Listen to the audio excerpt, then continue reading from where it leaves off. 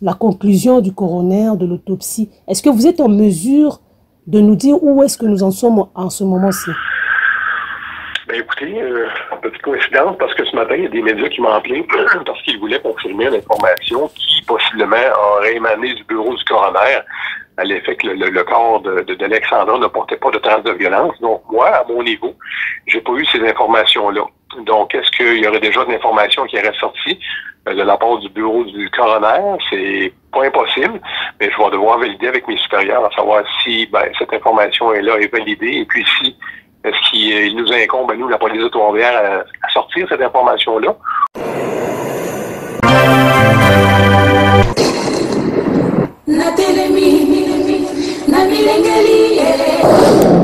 Bonjour la famille de MIF Groupe Le Rocher, vous êtes toujours les bienvenus dans votre chaîne MIF Groupe Le Rocher pour la sensibilisation, l'éducation et la conscientisation. Bonjour Monsieur Luc Mongrain. Bonjour. Je vous ai parlé sur le dossier d'Alexandra. Oui. Je voudrais d'abord vous remercier du plus profond de mon cœur pour toutes les informations pertinentes que vous nous aviez données, pour votre professionnalisme également. Sur notre chaîne YouTube et sur TikTok, vous avez été très suivi et très apprécié. Oui, malheureusement, on va dire un dérapage médiatique à certains égards, mais on n'a pas pu maintenir le contrôle du fameux compte TikTok. Mais bref, on a tenté d'être le plus transparent possible. Oui, mais ceux qui vous ont suivi, ils ont énormément apprécié votre approche et votre professionnalisme, parce que nous avons besoin des informations à la source. Et au niveau de la communauté, ça a eu un très grand impact positif, parce qu'il y a eu énormément de spéculations, et aller chercher l'information vraiment à sa racine auprès de la personne experte pour ça, ça a été très très apprécié. Les gens vous ont beaucoup remercié pour ça. J'apprécie, merci pour vos bons mots, mais on comprend que oui, on doit toujours travailler contre ces fameuses spéculations-là où des personnes innocentes étaient ciblées comme les auteurs de possibles meurtres, là, ce n'est pas le cas, là. Mais bref, oui, c'est ça, ça a fait beaucoup de vagues. Et puis, mais oui, j'espère que les gens qui ont un minimum de jugement vont comprendre que nous, on communique en toute transparence et puis on n'a pas intérêt à cacher quelques informations que ce soit. Oui, je pense que c'est très important parce que nous, dans notre chaîne, c'est une chaîne d'éducation de masse, d'éducation citoyenne, de conscientisation, de sensibilisation.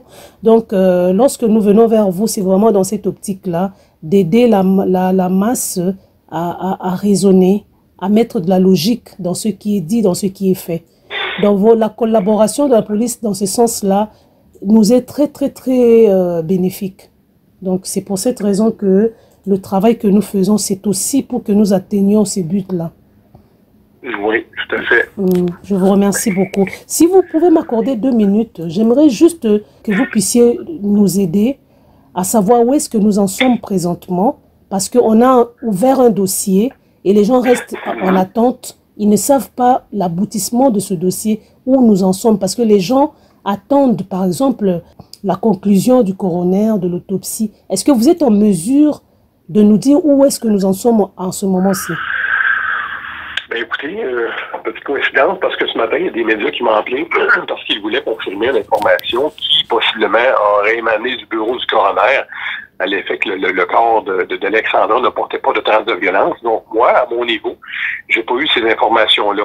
Donc, est-ce qu'il y aurait déjà de l'information qui aurait sorti de la part du bureau du coroner? C'est pas impossible, mais je vais devoir valider avec mes supérieurs à savoir si cette information-là est validée et puis si est-ce qu'il nous incombe à nous, la police de Trois-Rivières, à sortir cette information-là, ou c'est vraiment le bureau du coroner qui doit poursuivre les communications. Donc, je vais tenter de vérifier auprès de mes supérieurs en enquête. D'accord, parfait. Donc, l'information que vous avez à date, c'est que son corps ne portait pas de traces de violence. C'est-à-dire, moi, c'est ce que les médias m'ont rapporté avoir entendu, ou lu. Mais fait que moi, je suis pas en mesure de dire que c'est officiel parce que moi, j'ai pas vu circuler ça encore, mais c'est ce que certains médias semblaient avoir constaté. Mais je peux pas savoir la source précisément de ces informations-là. D'accord. Dans ce cas, est-ce que vous êtes en mesure de nous dire à quel moment nous pouvons vous rappeler pour que nous ayons cette confirmation?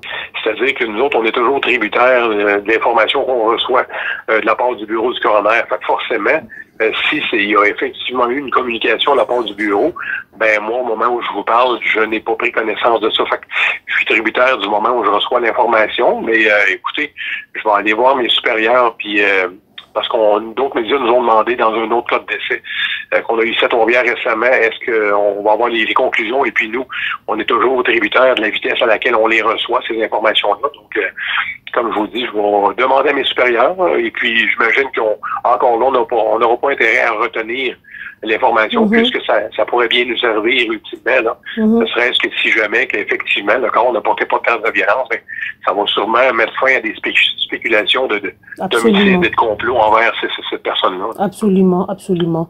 D'accord. Est-ce que c'est possible d'avoir le contact du coroner? Moi, je ne l'ai pas. C'est sûrement l'enquêteur au dossier. Donc, c'est pour ça qu'actuellement, là, je vais tenter d'en avoir le plus possible. Je peux prendre vos coordonnées et puis vous rappeler là, dès que j'ai quelques informations que ce soit. Il n'y a pas de problème. D'accord. Je vous donne mon cellulaire direct. Oui, allez-y. Le 438-398-2654. Excellent. Puis juste me rappeler votre nom, s'il vous plaît. MIV, M-I-V. Sur YouTube, vous nous trouvez sur la chaîne MIV Groupe Le Rocher. Groupe Le Rocher. Oui, MIV Groupe Le Rocher. OK. Ouais. Si vous permettez, vous avez eu écho des médias, mais vous retournez avoir l'information à la source avant de confirmer. C'est ça. Oui, absolument. C'est ça que je vais vulgariser. C'est pour apprendre en même temps à nos gens, à nos abonnés, à nos téléspectateurs, de respecter le travail qui est fait. On ne peut pas se jeter dans des spéculations quand on n'a pas l'information exacte. Et quand on n'a pas de confirmation, oui. Donc, vous n'avez pas de confirmation, vous retournez à la source pour aller chercher l'information et vous nous reviendrez par rapport à ça. C'est tout à fait comme ça que ça va se passer, effectivement. D'accord. Je vous remercie beaucoup. Donc, c'est ça que nous allons vulgariser en attendant que nous recevions la confirmation de ce que vous avez entendu du côté des médias. Bon, ben c'est très bien. Fait que moi, soyez assurés que dès que j'ai quelque chose, je vous fais suivre l'information sans problème. C'est gentil. Je vous remercie énormément. Très bien. Ouais. Bonne journée à vous. À vous aussi. Au revoir. Merci. Bonjour.